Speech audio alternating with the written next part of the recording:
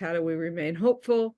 And how do we manage the batshit craziness without losing our minds? I think it's so brave to be both sides in 2025. If you were both sides in 2008, it could make sense. Again, like and if you were both sides in 2016, you could probably say, okay, um, if you're both sides today, and this is going to be mean, you're either A Nazi. really, really, really stupid and not paying attention, or you're apathetic and burnt out.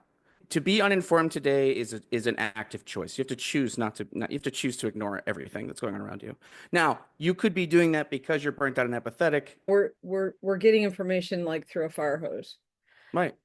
No, And I like that. fortunately, And actually, this is the thing that we have to remember is that it is all an attempted coup right now. One of my friends on social media, her name's Peggy, and what she said, I love it. She said, I speak up, but I don't argue. saying both sides are bad is like pretending all of us are in a room and one of us has shit in their pants and we have to pretend that they don't have shit in their pants. It's like all it takes for evil to win is for good men to do nothing. Don't feel powerless because you're not powerless. And that is how you become the apathetic burnt out, is you don't feel like you can do anything.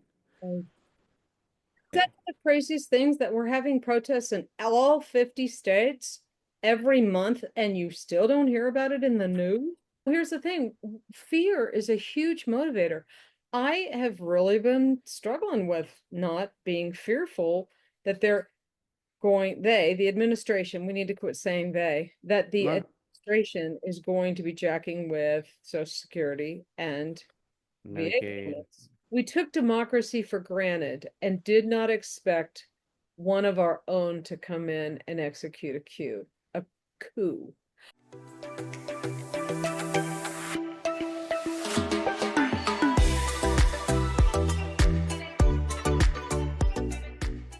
Well, hello and welcome to another episode of Hopeful Resistance. My name is Sarah. This is my son, Aaron. Hi.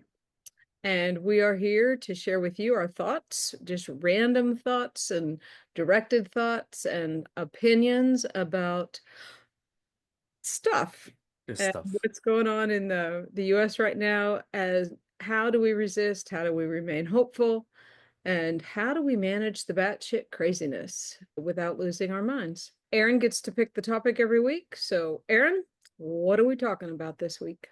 I think this week we should talk about the both sidesing. I've been getting a lot of conversations about how both sides are bad. Right. Um, one of the other ones that you and I actually talked about earlier this week that I think is really good is how to maintain, what was the exact phrasing? Because it's emotional intelligence, but it's like How to how manage to, your emotions. yes, whenever we're in this current state of events. Yeah, let's Um, let's talk about the both sides thing first. so this couples with another thing that is annoying me, but I want to focus on the both sides things first. I think it's You people explain what you mean by that, because by both we had sides. a different conversation, you remember, where I said we should think about how would you respond if you were on the other side. But you're talking about the both sides are bad thing. Yes, I mean this as like purely sarcastic. I think it's so brave to be both sides in 2025. If you were both sides in 2008, it could make sense. Again, like and if you were both sides in 2016, you could probably say, okay, um, if you're both sides today, and this is going to be mean, you're either A Nazi. really, really, really stupid and not paying attention, or you're apathetic and burnt out.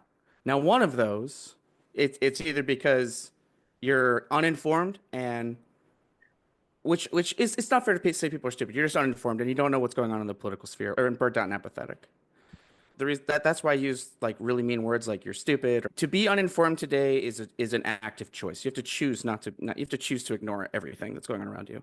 Now, you could be doing that because you're burnt out and apathetic. Okay. Because I think it's really, really easy to get burnt out and apathetic today.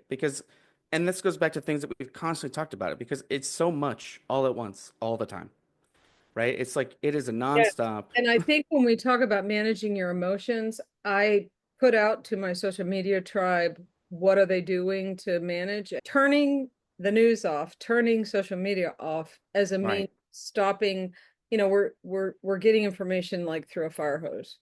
Right. But let's talk about, okay, because someone we know, that was their thing. Both sides were bad. And those comments go through me. So can you delineate what, I mean, we're talking about this versus this. So if you were to say, if you think both sides are bad, you're not paying attention. Okay, then So you give some practical examples. So the discussion that I got into this week was um, that neither side wants Americans to have things like affordable food, to have gas, to have housing, to like yes, that neither side is doing anything to actively help people achieve the wants and needs and securities of their life. Okay, Right. No, take wait a a breath. minute. That's exactly how I exactly. I'm like, okay, There was an that is entire platform built on strengthening the middle class, helping exactly. people I said from that is not true. At all. There's one side that wants those things, and there's another side that explicitly stops the one side that wants it from passing the things that would get it, like directly. It's that. like there's just it's very for me it's very like Okay, there's no gray here. when you confront that, then what happens?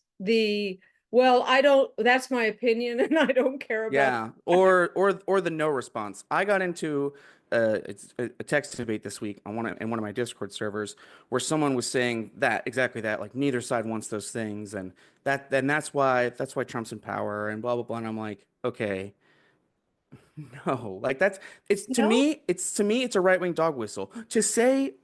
Oh, sorry, and but back to the other thing you were just talking about, which is they'll post these walls of text about how both sides are bad.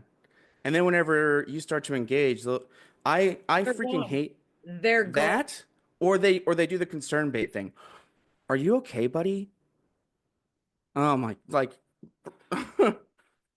Or the echo chamber. right. And I I mean, mean, and here's the thing. I responded to someone who had made a post about, what do you mean they're dismantling the government? What are you talking about? And I point by point said, this part's unconstitutional, this part is illegal. sorry to interrupt you, because we did get it. One of the wins this week is actually that they failed. So what I wanted to also this is a part of that. How do we manage it? Is remember we talked about this in like one of our first episodes. Everything is an attempt right now. Right. That which is still super concerning and very Super. unconstitutional, but everything is an attempt. No, no, And I like fortunately, that. And actually, this is the thing that we have to remember is that it is all an attempted coup right now. right. So, and I didn't mean to interrupt you, but you were saying that you I were like it talking when you're on point fire. by point.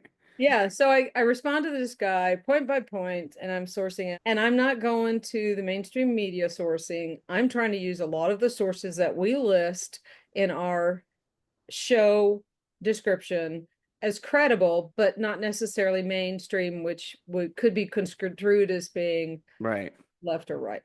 And I try not to make it too long because then it's obnoxious. And Yeah. this guy ghosts me. Now, in his defense, I am finding, and I'd love to hear from anybody who watches this, I am finding that I don't get notifications when people respond to me. And I just have to wonder if that's because, Facebook. So it is algorithmic, but it's frustrating. So when they say both sides are bad, I think what we probably, maybe there's a chart. Maybe we make a chart. This goes to the how do you manage emotionally? One of my friends on social media, her name's Peggy, and what she said, I love it. She said, I speak up, but I don't argue.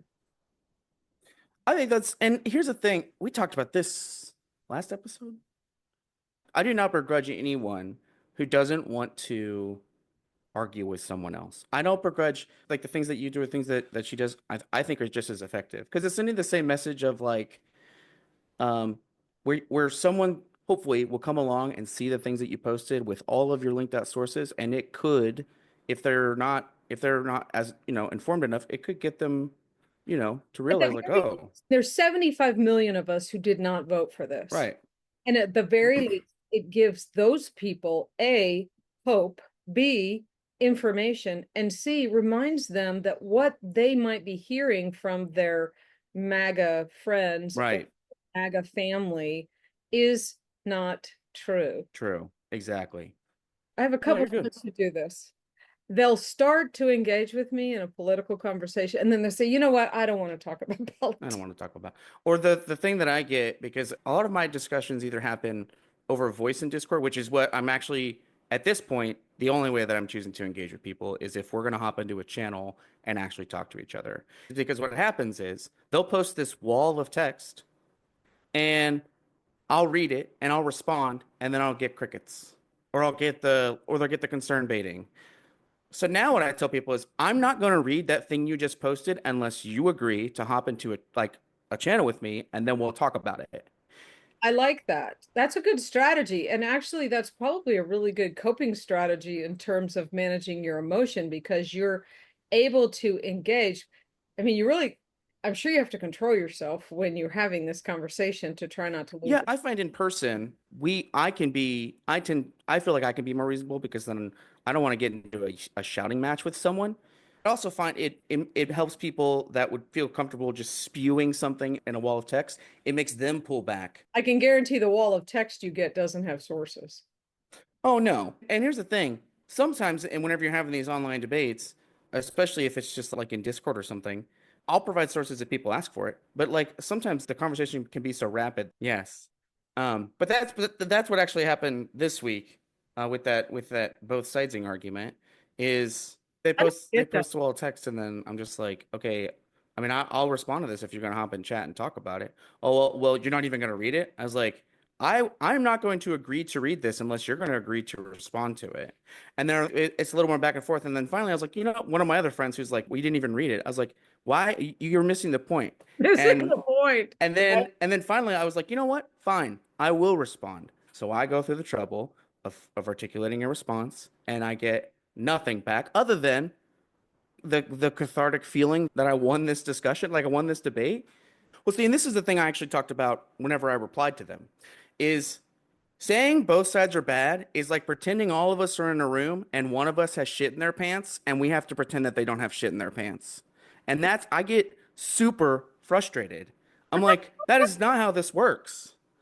I mean, but it's true. It's so true. It's just like, and this is the thing I told them that the right loves whenever people say both sides are bad because it makes them seem more reasonable.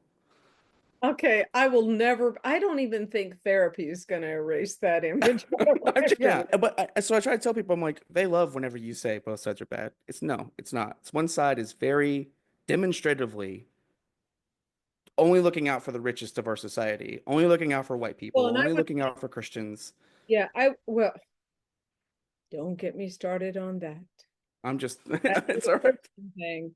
I was accused of being a bigot, and I'm like, Well, I'll tell you what, when I see Christians speaking up against the conversation about the sin of empathy, when I see Christians speaking up against Elon Musk saying that empathy is one of the worst things that's happening in America right now, yeah, no, no. Yeah, Okay. I know. It's all right. I didn't read, I just, but y- to that point, that's what I mean is one side is very clearly not looking out for everybody, and the other side is doing their best to look out for everybody. That actually leads into my request that we have an episode that's focused on what is the role of government, because what's happening is a government cares for, in my opinion, cares for its people. A business does not. A No, a business is business just looks out for told the to make business. money and to please its customers. Right. Well, the current administration's customers are billionaires and Russia. Yeah.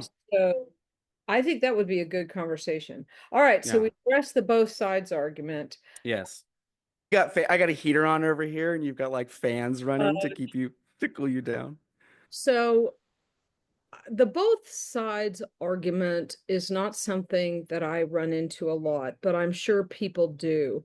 Perhaps we could collaborate and make some sort of a basic table that would Yeah. just something that would provide people with a response, just some simple and even sources. We'll work on that. Well, and one thing I found with it is I found that like the reason even left-wing people can get into the both sides is because they're like hard progressives.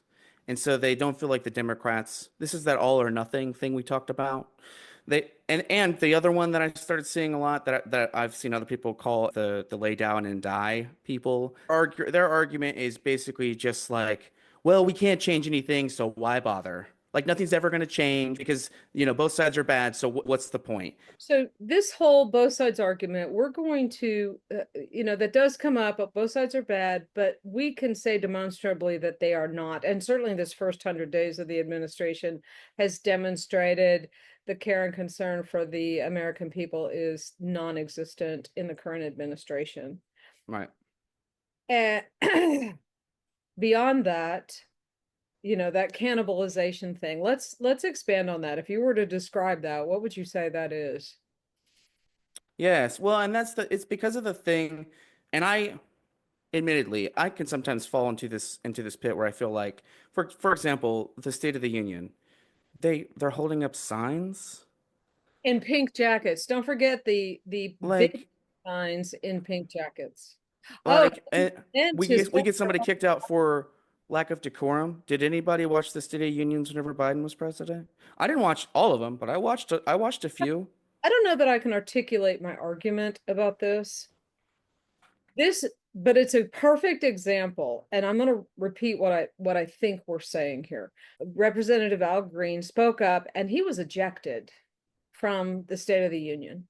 Hmm.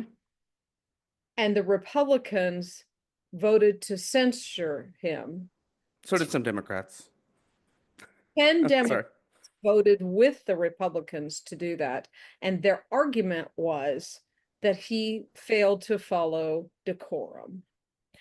Now, the argument then becomes, well, what about when Marjorie Taylor Greene did it? And it wasn't just her, plenty of Republicans, but sorry, go ahead. Here's my observation. This is a perfect example of Democrats trying to play nice. It's like good girl training, where women are taught to be nice, be cooperative, don't argue, don't fight, don't, let's not make trouble. And the Democrats have this mindset of we need to play by the rules. And it is so Yeah. disembowelling to the cause. It's just you're laying on Yeah. your back, getting your face pummeled. You don't take that. You knee them in the nose Yes. and get up and fix things. Democrats are still trying to play nice. Yes, I know that we see each other's things on threads, but I posted a very specific example of this where there was one of the Democrats that voted to censor Al Green was like, "Oh, we've got to work with the Republicans, and I'm serious about building bipartisan coalitions to tackle these pressing concerns, and the only way That is the both biggest load of yeah, bullshit ever. both parties must hold themselves to the same standards we expect from the other side." Except the Republicans aren't doing that. They Right? aren't doing that. I They don't know, are holding themselves to no standards. but And it comes back to the thing where it's like when there's no standards, holding yourself to one, it's tying your hands behind your back. That's oh, what you're doing. this leads into the cannibalization. If we're going to say don't do it that way, what do you think that the Democrats should have done for the State of the Union? Because I've heard the argument that they needed to be there so that the world could hear people booing, that it wasn't just the Republicans cheering and clapping. Absolutely. That's what I think they Okay. should have done. So I people think do, that but what should they have done if not pink jackets and little signs that said, I am one of the people because there was the side that was they shouldn't go at all. And I was like, absolutely not. They should go, and then they should get themselves kicked out. I think that the whole Democratic side should have been Al Green. a I think hundred? they should have Well, booed and heckled until they were kicked out. the fact that they sat there while he was being kicked out. My vote And was that every minute somebody stood up and said something, or every minute a Democrat got up and walked out. I think the issue is they don't have strong leadership that knows how to fight dirty without being illegal. They Yeah, assume, and I mean, you can break decorum and that's not illegal. right. And you can, I mean, instead of holding up a sign that says that's a lie or false, they could be standing up and saying that's a lie. That's a lie. And if it's still, oh, you broke into quorum, Sergeant Jones, can you please remove them? Then they could say, okay, doesn't make it true. You can sit there and say stuff until they kick you out. Because basically what they did is they just let Trump have one of his rallies on the congressional floor. That's what happened. 100%. But my argument, my pushback to that is what I see, the cannibalization of Democrats right now is because there's not a strong leader. There are Right. some strong leaders. The new DNC president is working behind the scenes. Instead of focusing on 50 states, he's focusing on 37,000 or 3,700 counties. He's actually going county to county. I know that Tim Walz is stepping up and he's speaking out, and Buttigieg speaking out. Oh yeah, Buttigieg. So, I watched his thing he was well, on. I'd follow that guy, you know. Right. And He, that's the other thing. This came back to that both sides thing is like we have to stop saying, oh well, the Democrats aren't doing anything. They are. You compile that list, Ariella Elm, right? She's posting out all these wins. The Democrats are doing something. And then the other thing that happens is, oh well, they're not doing this one thing, so I'm not going to vote for them. there's a group called Card Campaign. I highly recommend that. They are coordinating a nationwide, you print out these 5x7 cards, and then everybody mails them on a certain date. This week, on March the 15th, if you print out and prepare these cards, you mail them to the White House. These cards are basically saying, Donald Trump, you work for us. You are not Right. a dictator, you are not a king. And so they're coordinating this. And they said there's enough room on there to put an insulting sticker if you want. And I read a post where a woman said, well, I'm not going to be participating in this because you said that people could put insulting stickers on there. That's so ridiculous. Hey, you got to pick your battles here. Don't put an insulting sticker on there if you don't want. But don't not participate just because you don't like Right. the suggestion. Yeah. Let's go back to something you said earlier, because I think this feeds into the all or nothing. I think that the US society has become this all or nothing. If you think Right. of every conversation that you see where people are not able to have a civil debate, it's either this or it's this. It's can't be both. There can't be any gray area. I gotcha. One of the things that I pointed out, because whenever I was having the either side discussion, was one of the reasons why the right is so good at rallying, or why they have rallied so effectively around Trump, is because they think that the left is worse in every fashion of the thing, to the point where they are rallying around Trump, and they were all in lockstep voting for him in the campaign. Okay, and this goes to the emotional intelligence part. Right. Because abortion, pro-choice, pro-life is such an emotional issue, there is no critical thinking required to hate people who would consider terminating a pregnancy. That's just easy. I can hate those people without even thinking about it. But the reason that Trump's campaign was able to gather so many people is because it doesn't require critical thinking to Right. hate and fear. Right. I hate That's the and illegals. I hate the pro-choice people. yeah. Whatever. And then they were really, whereas I feel like it's exactly that. And then the left, I don't feel like we do that. We are still, there's still a lot of single issue stuff. Um So what would you say? I mean, I I'll be honest. I see more single issue people on the right where it's about abortion, it's about Christian nationalism, it's about book banning. I mean, mm, very, very specific things. If you were to say there were single issues on the left, what would those be? the one that immediately pops into my mind is Gaza, the handling of Israel and the Palestinians. Okay. Okay. This is such a complex topic. I always hate having to tiptoe around this. It's because people buy into what is happening in the Gaza Strip as a genocide rather than looking at it as a conflict, and and Israel's behavior is in effect performing a genocide. Um, it's it's not. If we're talking about what constitutes a genocide, that's not what's happening. We could call it something like an ethnic cleansing. I don't agree with what Israel is doing in the Gaza Strip. I think the two-state solution is the path forward. I won't even talk about it because Um, I'm not informed enough. right. And so that topic by itself, I have seen people say that they wouldn't vote for Kamala because I wonder how that's working out for them now. yeah, or that they wouldn't vote. I think back to I'm pretty sure it was Tolkien that said it, but it's like all it takes for evil to win is for good men to do nothing. You ever heard that before? I have. And so for me, withholding your vote is like the dumbest fucking idea I've ever heard. And people will say, "Well, I'm not going to pick the lesser of two evils." And in my mind, it's like, "No, you're not picking the lesser of two evils. Your choices are one demonstrably evil choice and one not great, could be better, but pretty good." That's the other thing is I think we took democracy for granted, and that's why I think people felt like if they didn't vote, it didn't matter Yeah. because That or both sides were close to being equally good or bad, depending on your point of right, view. because we agreed on the things, just how do we fix them? Where's the difference? But go ahead. Right. Right. And I think when Trump won in 2016, and I take some blame for that because I voted third party. I think he didn't know what he was doing, and that's why the damage was so little. But now he does. And Right. I hear that a lot. I would say it's not because I to me it's Trump never knows what he's doing. He doesn't need to know what those things will do. He has people that he considers experts that are going to well, basically they tell direct him what it him. is. He doesn't have to direct them because they're following Project 2025. Right.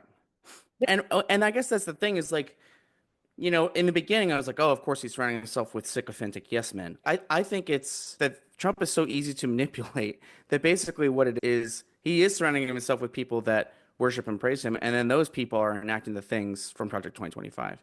Because I don't think Trump is smart enough to know or have even read what's in, like whenever he went to the interview, he's like, I've not even read it. I don't even know what it says. I believe that. I don't think he has any idea what was in that thing. I think at this point it's just the people around him do, and they're doing it. I don't disagree with that. I did want to get into the maintenance aspect because it goes back to the whole apathetic and burnt out, right? People get so, oh, I'm so done with it. One of the things I think helps is the wins that we talk about. I sent one of my friends over to Ariela's page because they were asking, like, I'm so tired of all this. I'm just a second class citizen. What am I supposed to do? And I was like, well, I have a ton of tools for you there. I go, here's 5 calls, here's resist spot. Check out, here's the great strike, here's the 50/50. There are Yeah. things that you can do as an individual that give you the power that you as an individual have. And if we all harness that power, then we become a collective. And Yeah. then we are essentially pushing back on what is happening. Don't feel powerless because you're not powerless. And that is how you become the apathetic, burnt out, is you don't feel like you can do anything. Because the other thing that I found helped that same person and then someone else actually replied saying thank you was they only see what the administration is doing. So they see or attempting to do. So they see all the things, and it's that legacy media thing we talk about. They see all the things Yes. that The crazy stuff Trump, that's happening. that Trump and his goons are doing. They don't see the 50 states protest. They don't see the Isn't Supreme that Court the pushing crazy? back. Is Right. that the craziest things that we're having protests in all 50 states every month and you still don't hear about it in the news? Well, see, and here's the thing. I This is why one of the things that I think the new DNC is also talking about doing, and it's something that the right was already doing, is it's about harnessing the social media.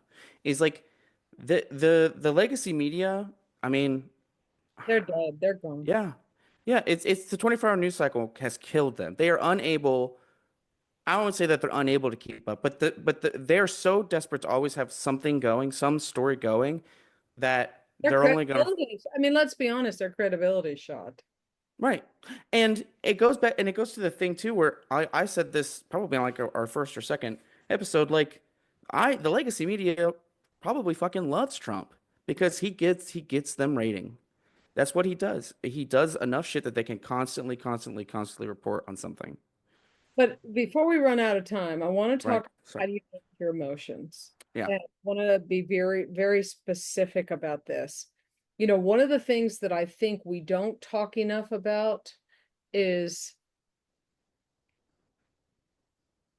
because of the mindset of the average American that it's all or nothing, people don't know how to regulate their involvement with the resistance.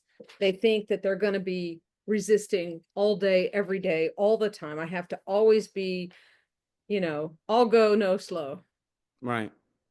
And so I think part of the managing our emotional response to an attempted coup, and that's exactly what this is, and we have to call it what it is.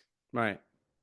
I think that it is balance. The overriding response to it has got to be balance. Right. We have to address managing it.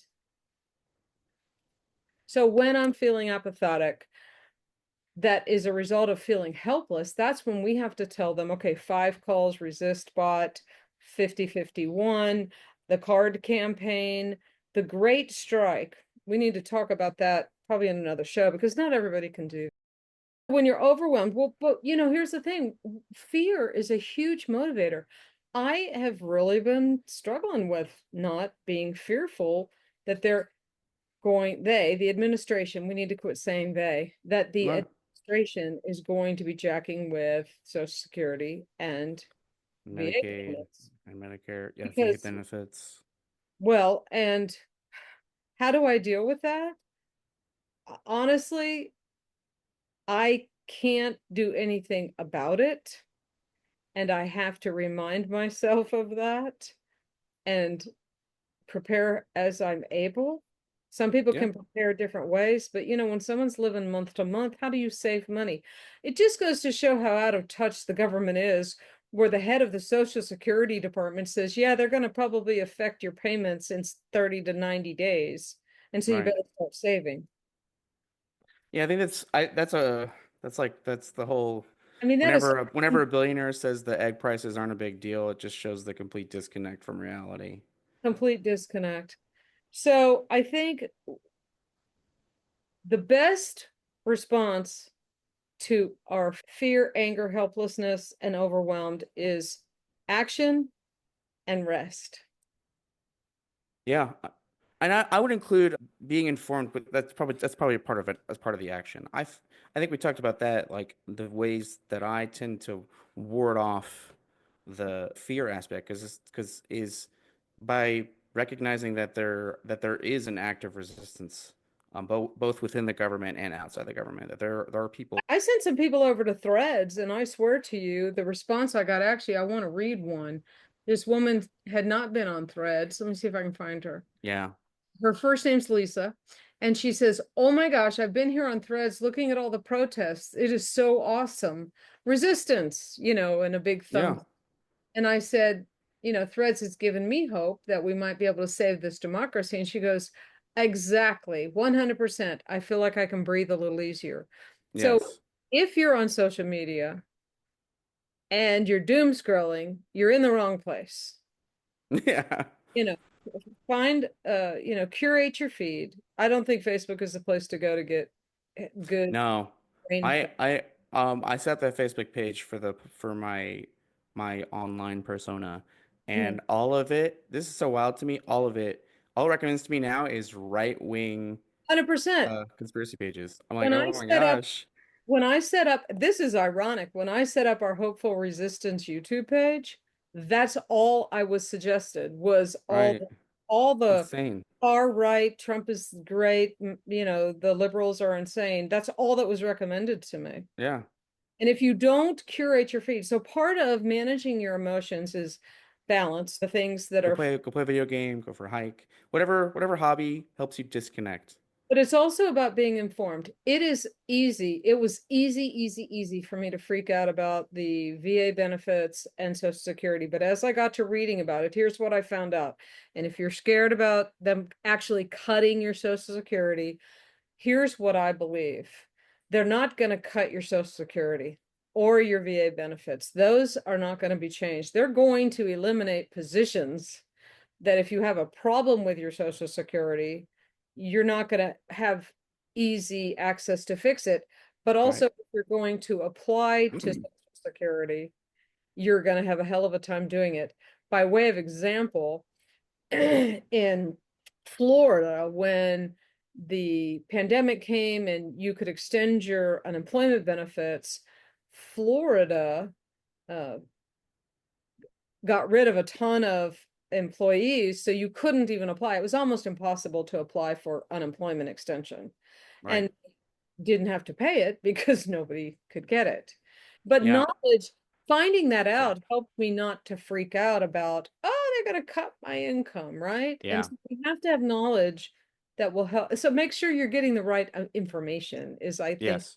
say, instead of reading these fucking memes that have misinformation on them. That this is like the WTF, the Matt Kaiser. He That followed me. way.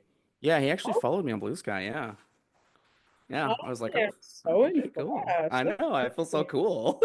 But yeah, because I posted out about how if you're lost in the weeds of everything that's going on, check out what the fuck happened today. Matt Kaiser keeps the thing up to date. Yes, and I think this is also part of managing your emotions. Yoga, take walks, breathing techniques, but also managing the information that you're receiving and finding the good. I highly recommend Threads. If you're not on Threads, you need to be, and you can curate your feed.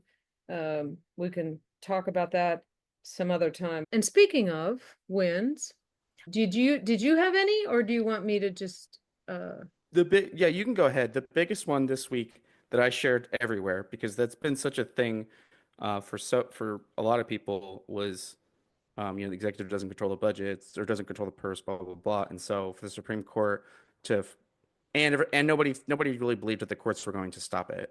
So for the courts to come back and stop it, And let's just talk about how Amy Cooney Barrett, is that her name? yeah. How she is just taking hell from the Oh, Mac. she's pissed. I was having this conversation with a neighbor. That's just great that the Supreme Court has come back and said, okay, you have to do this, that thing that everybody else has told you that you have to do. Right. But the question is he going to do it? I would be curious to see what happens because the process thereafter it starts to enter into the realms of like okay that's grounds for that's serious grounds for impeachment or which just so we're clear I think the Republicans would line are actually theory for the idea 2 years vote the 25th Amendment pulling having van which is incredibly scary but So you were saying before we were so rudely interrupted, you were yeah. saying that the next thing that would happen after the Supreme Court's decision, if Trump ignores that, you think that the Republicans are looking for a reason to invoke? I don't know. I would think that they would want to do it 2 years in because if they do it for 2 years in, then they could have Vance as president for 10 years instead of just eight. Yeah, there's a lot of but I mean that is to say because the other side of that is I mean how none of them have shown any integrity up to this point. So if Trump does defy the courts, are they going to grow a pair or are they going to let him? You know what? This is, I think, part of our emotional exhaustion. So today is March the 9th. We are literally 10 weeks into this administration. Yeah, Wow. Okay, it's one of those wins. Let's things. talk about wins. And some of these, I'm just going to read them. The Moms for Liberty snitch line was flooded with spam calls to the point where they had to shut it down. It's called a DEI snitch line. The Moms for Liberty made a DEI snitch line that I Oh, guess that's neat. So the Moms for Liberty online portal that allowed people to snitch on state schools that had diversity, equity, and inclusion We've practice. got to start calling it that because I'm tired of, I'm not doing DEI anymore. yeah, no, no No, more. So, I yeah, start, it's a hard habit to break, but now I want to say it out loud so that people know what they're, yeah, what anyway, they're opposed. so Go ahead. it, they call it, um, they call it a snitch line, allowing people to report divisive ideologies and indoctrination. They were spammed so bad they had to shut it down. So that was kind of fun. Um, let's see. Former Representative Charlie Dent, who's a Republican, who was the Pennsylvania Republican, told MSNBC that the Republicans that he's hearing from are being overwhelmed with a flood of angry callers, their own constituents. Yeah, And so I think that's awesome. The American Bar Association has written yet another letter, which is only the second one that they've ever written, condemning the current administration's activities. And I think things like that, this is part of the cannibalization process. Like, oh my gosh, oh, how dramatic. They've written a furious letter. But look, this is documentation. This is like when you think about uh, firing an employee, you start documenting right. and you warn them and you say, hey, you know what, you can't do this. Oh, hey, you know, on this day you did that, you shouldn't be doing that. There's a documentation process that's going on that could lead credence to bigger response to the current administration. Right. I'm going to say this, and I don't know how well it's going to ride, but I really think that if the Democrats, you had mentioned before that Democrats need to spice up their social media game. I think we need to get better at propaganda. And propaganda can be good. And I think, you know, we need to get better when people come out and they say they regret their vote. We need to make a bigger deal out of that. There's so much. It's There's really just so much. hard in 1 hour. I mean, you and I could talk for Yeah. hours. So, Yeah. summary. Let us summarize. So we did talk about the both sides issue, the both sides are bad, and how Right. we are going to work to create some sort of a graphic that says, no, they're not. Being uninformed is a choice. I really liked when you said that. We have to remember that everything that is happening right now is just an attempted coup. It is not a completed coup. Speak up, but don't argue. Avoid the lay down and die argument. Yeah. That's like my new thing. That's a hard one for some people. And I mean, the thing is, I can empathize. I get it. I mean, I can't tell you the number of friends that I have who reach out who just are sad, they're tired, you know, Yeah. they just I th I They think just want it to be over. we took democracy for granted and did not expect one of our own to come in and execute a coup. Right. I say one of our own in the loosest sense of the word, Right. because I think it's one of Russia's own, but that's just my opinion. Right. And then we talked about feeling overwhelmed, helpless, angry, or scared, that action, information, and rest are the Yes. three big ways that you are going to be able to combat this emotional turmoil in the middle of all this. And Right. then you listed five very important action items, 5 calls, resist bot, the 5501, which is every state protesting every month. Is it every month or every week? Ooh, that's a good question. I think Every it's every month okay. because yeah, because like or it might be every week and they just move and they're trying to coordinate them in different places. The 5501 movement. Let's 50 protests, 50 states, one movement. Right. So I guess it's just like this rolling thing. Yeah, they're just trying to keep So them going.